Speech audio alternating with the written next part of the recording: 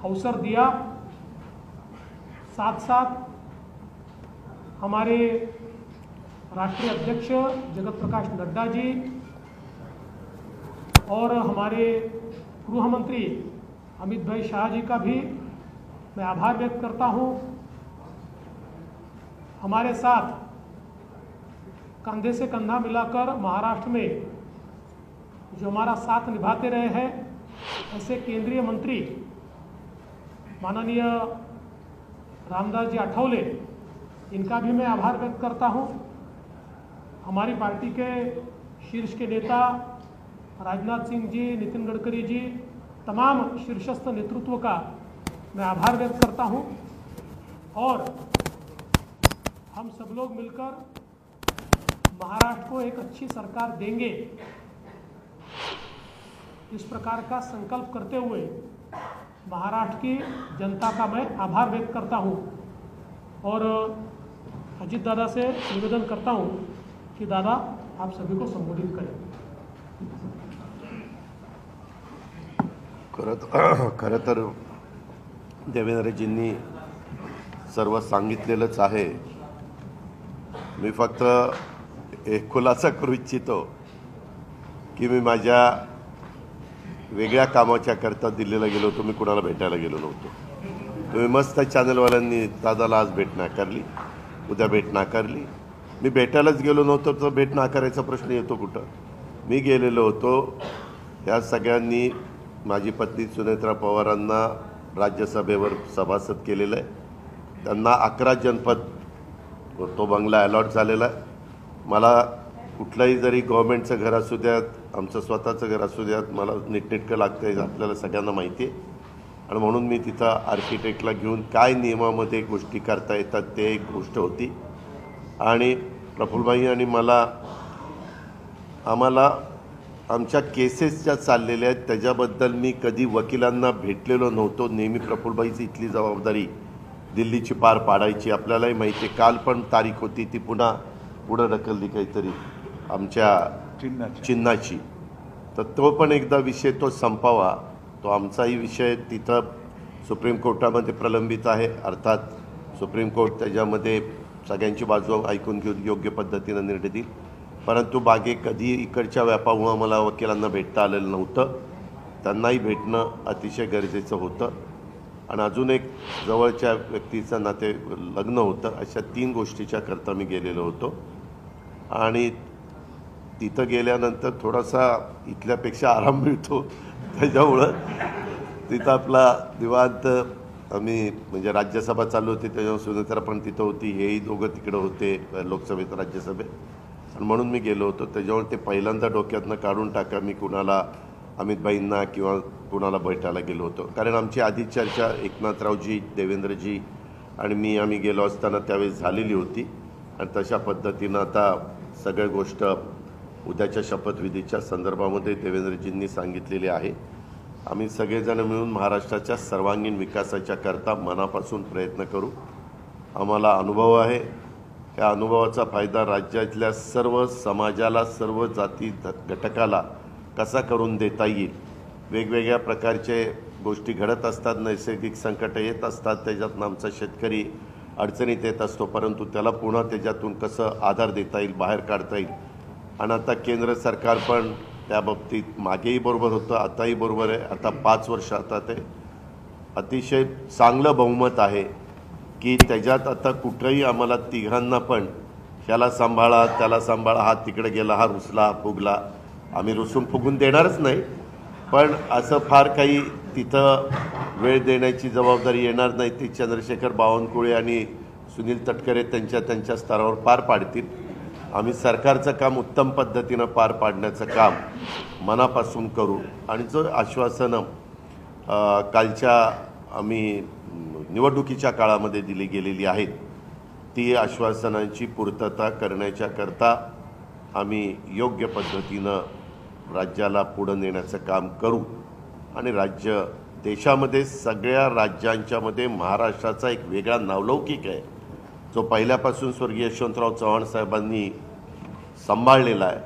तोच नावलौकिक आपल्या देशात प्रगतीपथावरचं नंबर 1चं राज्य म्हणून आपल्या राज्याची जी ओळख आहे ती पुढेही कायम आणि त्याच्यात भरच घालण्याचं काम हे आम्हा तिघांच्याकडनं, आमच्या सरकारकडनं, महायुतीकडनं निश्चितपणे केलं जाईल याबद्दलची खात्री मी आजच्या आपल्याशी चर्चा करत असताना महाराष्ट्रातल्या जनतेलाही देतो आणि इथं थांबतो. धन्यवाद. चालू आहे चालू आहे थांबूया. चालू आहे.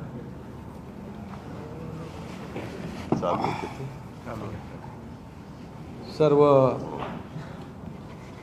पत्रकार मित्रांचं स्वागत. आवाज येतोय? येतो. हे घेऊ? नाही येतोय. हा घेऊ का?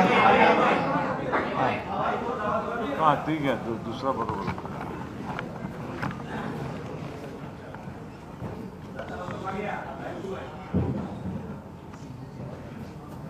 आज आम्ही राज्यपाल महोदयांची भेट घेऊन महायुतीचं सरकार स्थापन करण्याची परवानगी मागितली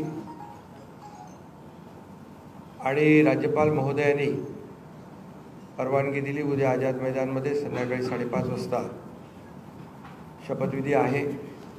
देवेंद्रजींनी देखील आपल्याला निमंत्रण दिलं आहे.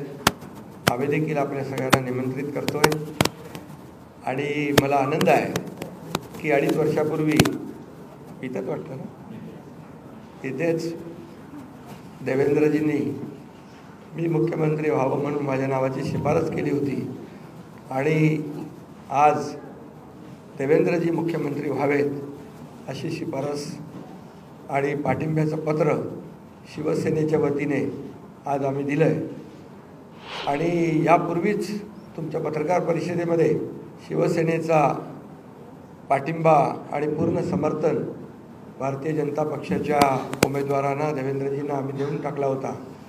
आदरणीय प्रधानमंत्री मोदीजी आणि गृहमंत्री अमित शाह साहेब असतील आणि भारतीय जनता पक्षाचे अध्यक्ष नड्डाजी जो काही निर्णय घेतील त्याला पूर्ण समर्थन पाठिंबा शिवसेनेचा असेल अशा प्रकारची भूमिका मी यापूर्वीच घेतली. आणि कारण मगाशी दादा म्हणाले तसं तुम्ही बातम्या कुठून कुठे चालवता, कुठे नेता, काय ते त्याला तुम्हाला चर्चा नको. गावी गेलो तरी तुम्ही काय काय चालवत असता. त्यामुळे मी अगदी मन मोकळेपणाने माझी भूमिका स्पष्ट केली. अतिशय खेळीमेळीच्या वातावरणामध्ये हे सरकार स्थापन होत आहे याचा आनंद आहे मला. खरं म्हणजे आतापर्यंतच्या इतिहासामध्ये एवढं बहुमत महायुतीला कधी मिळालं नव्हतं आणि या महाराष्ट्रातल्या तमाम जनतेने व त्यामध्ये सर्वच आहेत, आमच्या लाडक्या बहिणी, लाडके भाऊ, लाडके शेतकरी, सर्व घटक, या राज्यातला प्रत्येक मतदार यांनी महायुतीवर मतांचा वर्षाव केला आणि एक ऐतिहासिक आणि दैदिप्यमान असा विजय या ठिकाणी महायुतीला मिळाला. यामागे नक्कीच गेल्या 2.5 वर्षाचं काम जे आहे आम्ही केलं तिघांनी मिळून. आणि आमच्यामध्ये काही कोणी मोठा कोणी छोटा असं काही नव्हतं. आम्ही एक टीम म्हणून काम करत होतो. आमचा उद्देश एवढाच होता की मला काय मिळालं यापेक्षा महाराष्ट्रातल्या जनतेला आम्ही काय देणार आहोत हे महत्त्वाचं होतं. आणि एक सर्वसामान्यांचं सरकार म्हणून आम्ही काम केलं आणि म्हणून सर्व मतदारांना मी मनापासून धन्यवाद यापूर्वीच दिले. आणि खरं म्हणजे राज्य चालवताना अनेक निर्णय आम्ही जे घेतले, जे विकास प्रकल्प आपल्या सगळ्यांना माहीत आहेत, मी त्याची एकदा डिटेलमध्ये बोलू इच्छित नाही, परंतु जे विकास कामं महाविकास आघाडीने थांबवली होती, जे प्रकल्प थांबवले होते, या महाराष्ट्रातल्या जनतेसाठी आवश्यक होते, या महाराष्ट्राला 10-20 वर्ष मागे नेणारा निर्णय महाविकास आघाडीने घेतला. आमचं सरकार आल्यानंतर तात्काळ ते प्रकल्प आम्ही सुरू केले, मार्गी लावले आणि त्याची उद्घाटनही आदरणीय प्रधानमंत्री मोदीजींच्या हस्ते केली. याचा देखील आनंद आणि समाधान आम्हाला आहे. शेवटी सरकार कुणासाठी असतं? सरकार हे सर्वसामान्यांसाठी असतं, लोकांसाठी असतं, राज्याच्या विकासासाठी असतं आणि ते आम्ही तंतोतंत पालन करण्याचं आणि त्याचं नियोजन करण्याचं काम आम्ही 2.5 वर्षात केलं. याचं खूप समाधान आम्हाला आहे. आणि एकीकडे विकास, दुसरीकडे कल्याणकारी योजना, या दोघांची आम्ही सांगड घातली आणि मग सरकारच्या माध्यमातून सर्वसामान्याच्या आयुष्यामध्ये एक काही ना काही एक आधार म्हणून, एक सहकार्य म्हणून, एक सरकारची जबाबदारी म्हणून पार पाडली पाहिजे. ती पार पाडण्याचा प्रयत्न आम्ही आटोकाट केला आणि त्यामध्ये आदरणीय प्रधानमंत्री मोदीजी, गृहमंत्री अमित शहा साहेब असतील, नड्डाजी असतील, केंद्रीय मंत्री असतील, त्यांनी आम्हाला वेळोवेळी प्रत्येक वेळेस आमच्या प्रस्तावांना मान्यता दिली आणि या राज्याला पुढे नेण्यासाठी एक आपण जसं म्हणतो डबल इंजिनचं सरकार या ठिकाणी आम्ही 2.5 वर्ष चालवलं आणि त्याचा फायदा या राज्यातल्या जनतेला झाला आणि या जनतेने देखील कामावर विश्वास ठेवून आमच्या कामाची पोचपावती या निवडणुकीमध्ये भरभरून दिली. आपल्यालाही कोणालाही किंवा अनेक सगळे अंदाज वर्तवणारे जे सगळ्या एजन्सी असतात, एक्सपर्ट असतात, त्या सगळ्यांचा अंदाज या ठिकाणी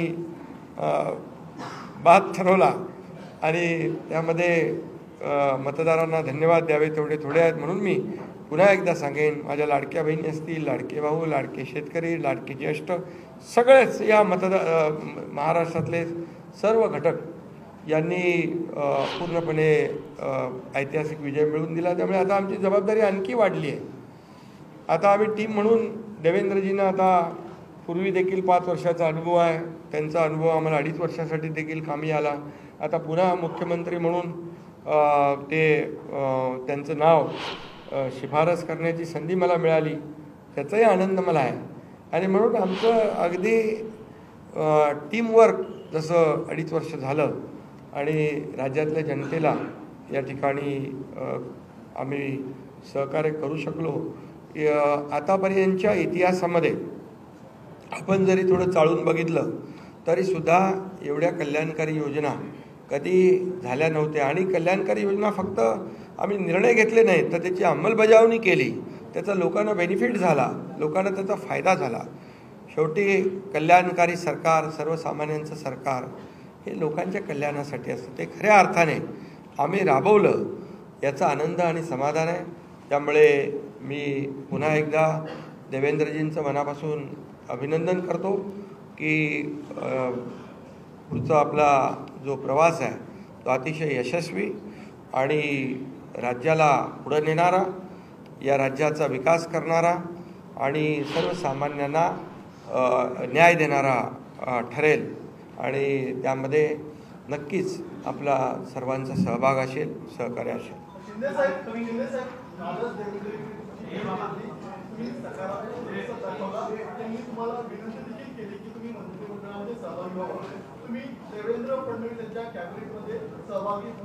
अरे बाबा, ते सांगितलं ना संध्याकाळी, आम्ही सांगतो तुम्हाला, संध्याकाळी सांगतो. मला ते एकदमच पाहिजे. थोडी कळ काढ ना, थोडी कळ. देवेंद्रजी माझ्याकडे आले, त्यांचा मनाचा मोठेपणा आहे, त्यांना धन्यवाद देतो. आमच्या सर्व महायुतीच्या आमदारांचा देखील जो काही आग्रह आहे सगळ्यांना मी धन्यवाद देतो, सगळ्यांचा आदर करतो. त्यामुळे तुम्हाला सांगू ना,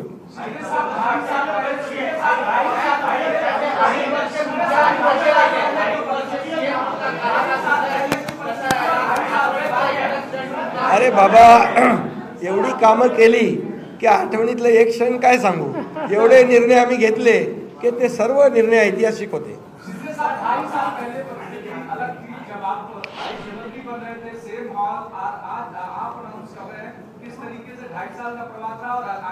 बहुत खुशी है मुझे कि 2.5 साल में हमारी सरकार ने, महायुति सरकार ने और हम तीनों ने और हमारी टीम ने जो काम किया है वो उल्लेखनीय है.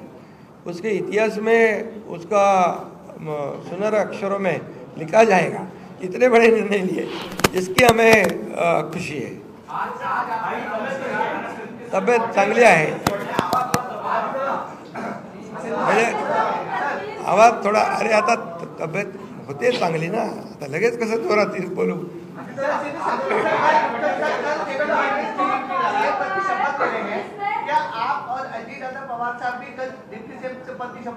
अरे भैया, अभी तो कहा, देवेंद्र जी ने भी कहा, मैं भी कह रहा हूँ, रुको थोड़ा, अभी शाम तक रुको, अभी कल शपथ शाम तक उनका समझ में आएगा.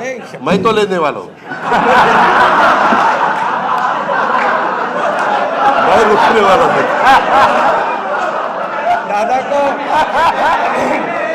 दादा को नहीं, अरे भाई दादा को अनुभव है, दोपहर शाम को भी लेने का और सुबह भी लेने का।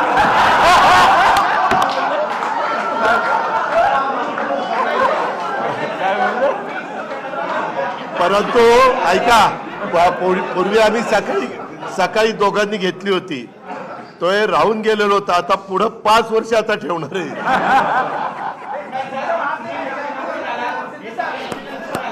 काय अरे सगळे कन्फ्युजन दूर होतील, थोडी कळ काढा, काही कन्फ्युजन ठेवणार नाही, सगळं क्लिअर। काही कन्फ्युजन नाही आहे, हे बाबा काही कन्फ्युजन नाही। सगळ्यांना उद्या तुम्ही 5:30 वाजता नाही 5 वाजता हजर व्हा आणि परत दादांच्या बद्दल किंवा आमच्याबद्दल काय तुम्ही बातम्या चला, धन्यवाद।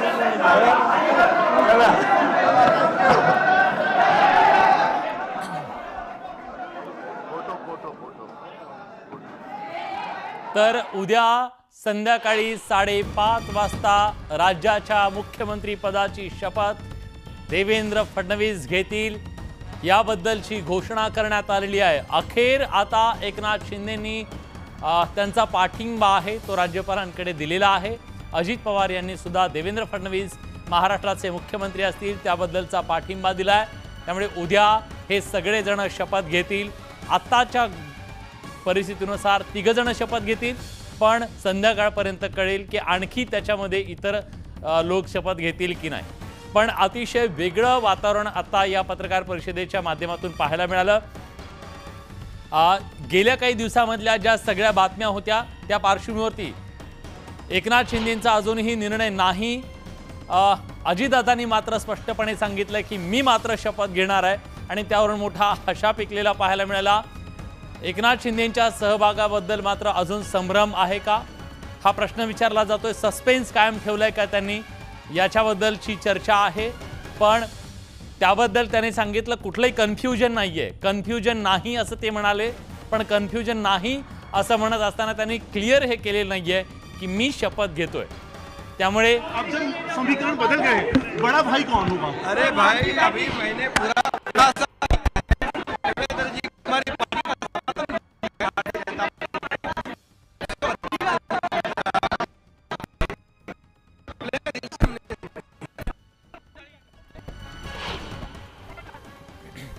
तर हायलाइटेड पॉइंट हे आहेत आत्ताच्या या पत्रकार परिषदेमध्ये। अतिशय खेळीमेळीच्या वातावरणामध्ये पत्रकार परिषद झाली।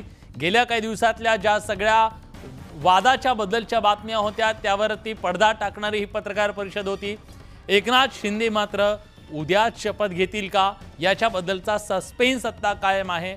पण तेव्हा त्यांनी सांगितलं की कन्फ्युजन कुठलं नाहीये आणि ते कन्फ्युजन नसल्याचं त्यांनी सांगितलं असलं तरी जसं अजित पवार यांनी स्पष्टपणे सांगितलं मी शपथ घेतोय,